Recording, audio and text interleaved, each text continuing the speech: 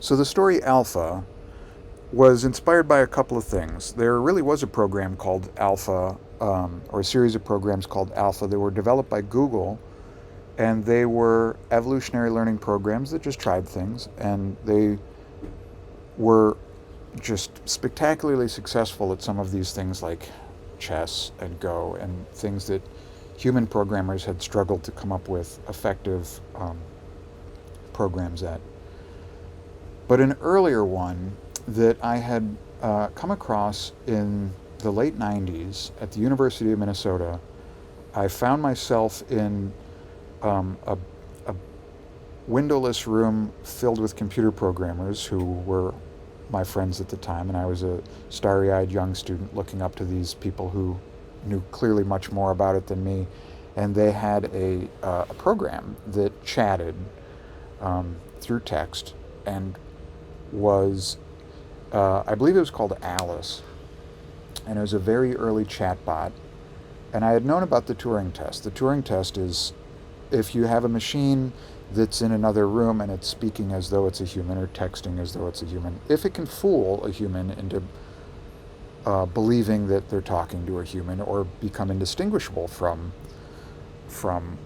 another human talking, then it has passed the Turing test, so to speak. And I had always heard this definition of that, and something struck me when this program Alice was being explained to me, where the person who was showing it off was very, proud about these accomplishments and how effective this one was.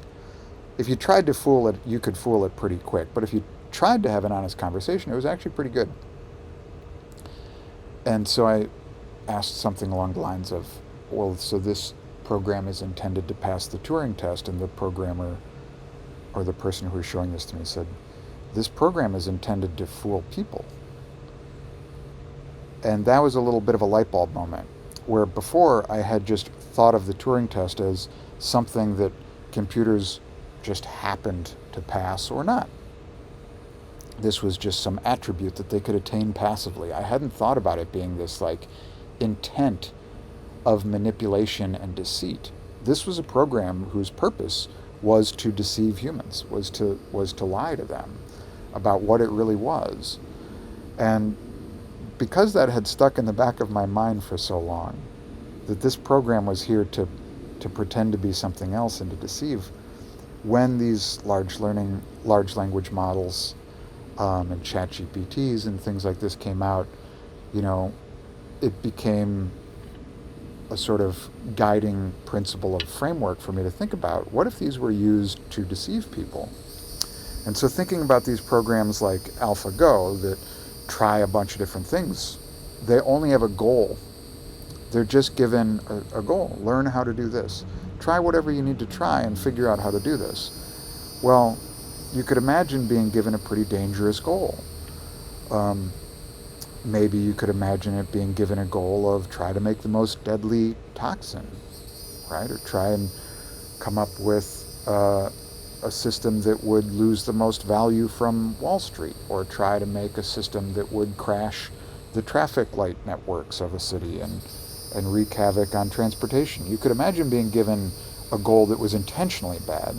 You could also imagine a goal with unintended consequences, like try and not get turned off.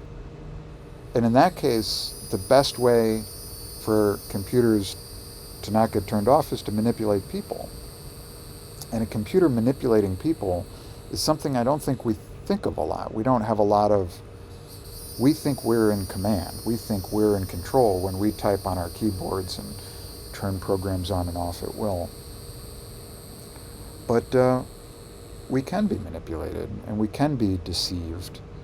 And as programs get better and better and better at creating imagery and music and video clips and written text that